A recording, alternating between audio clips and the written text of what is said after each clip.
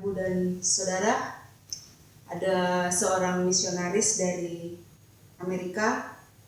Dia melakukan pelayanan di Ethiopia, di Republik Ethiopia, sebuah negara di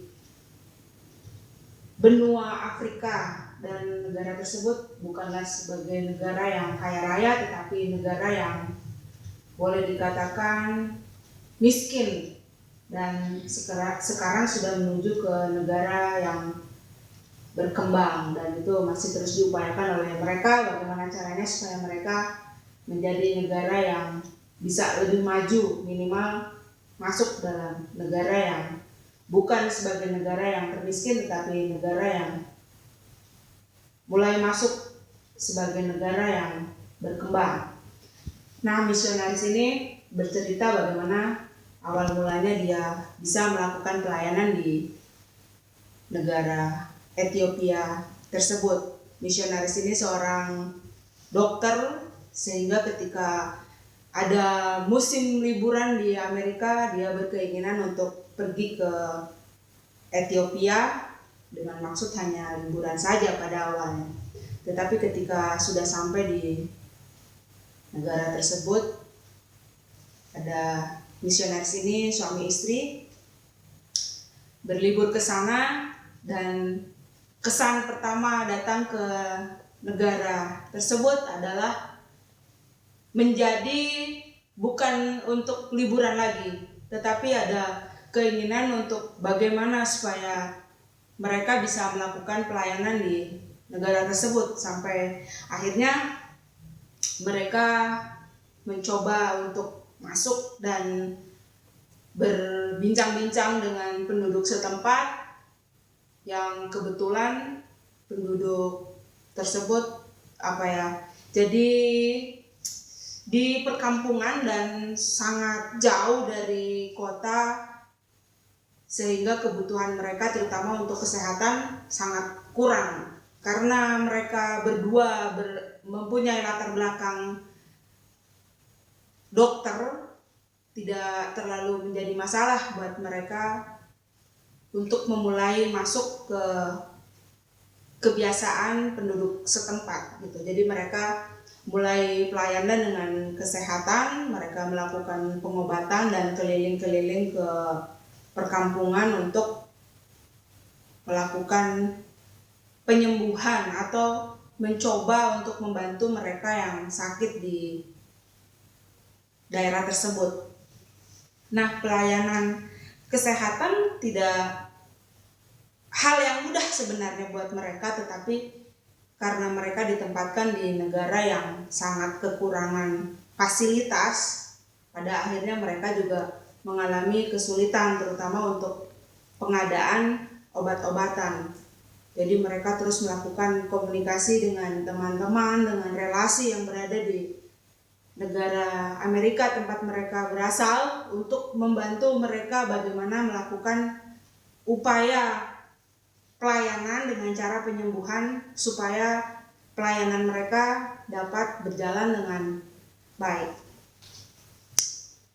1 bulan, 2 bulan, 3 bulan, 4 bulan, sampai akhirnya sekitar 1 tahun pelayanan mereka berbuah dengan baik. Jadi mereka bisa mendirikan suatu klinik lah, boleh dikatakan klinik, karena fasilitasnya satu persatu didatangkan dari Amerika, dari tempat mereka berasal. Jadi klinik tersebut di daerah mereka ditempatkan lebih lengkap dibandingkan dari negara asalnya Ethiopia tersebut. Jadi dibandingkan dengan klinik-klinik yang lain yang berada di tempat tersebut, klinik mereka merupakan klinik yang paling canggih dibandingkan dengan yang lainnya, sehingga penduduk-penduduk yang berada di sekitar daerah tersebut, bahkan yang dari luar, banyak yang datang ke tempat klinik pelayanan mereka.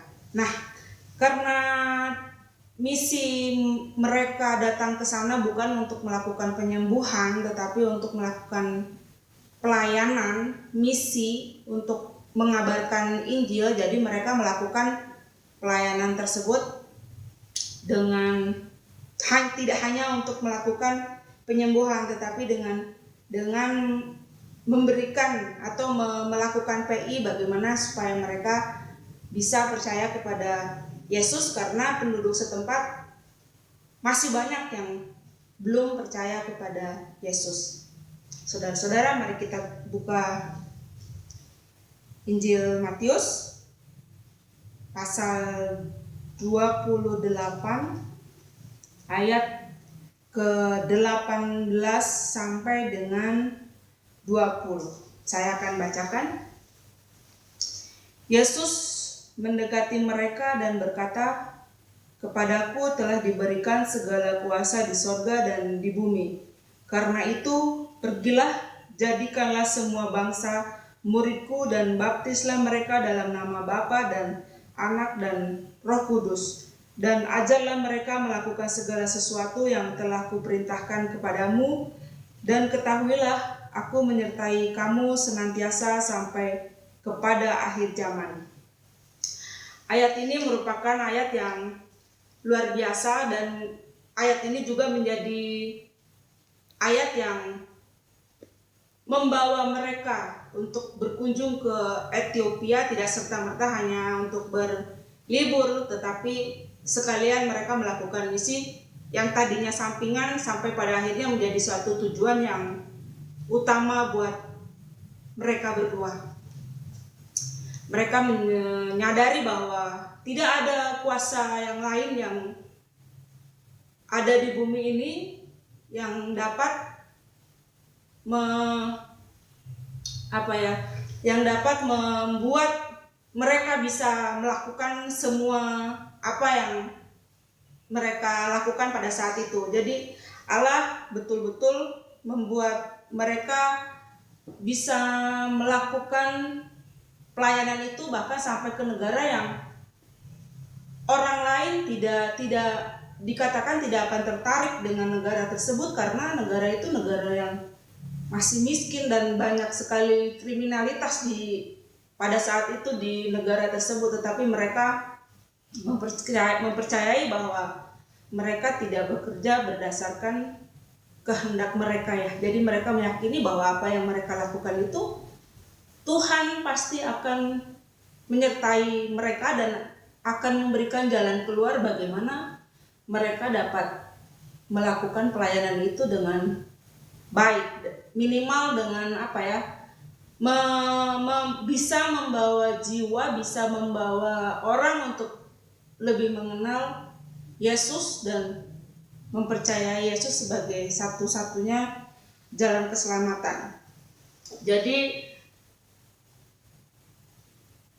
perintah seperti yang dalam ayat ke-10 untuk pergi dan jadikanlah murid, mereka melakukannya dengan tidak mereka sadari pada awalnya, tetapi ketika itu sudah berlangsung dan mereka lakukan, teringat gitu bahwa ya memang itu yang harus mereka lakukan. Jadi menjadikan murid, menjadikan segala bangsa murid itu adalah sebagai perintah dari Tuhan dan sebagai hal yang tidak boleh mereka abaikan, tetapi sebagai tugas dari semua orang untuk melakukan tersebut. Dan itu merupakan suatu ketaatan kepada Allah, dan Allah juga sudah memberikan kuasa untuk itu gitu.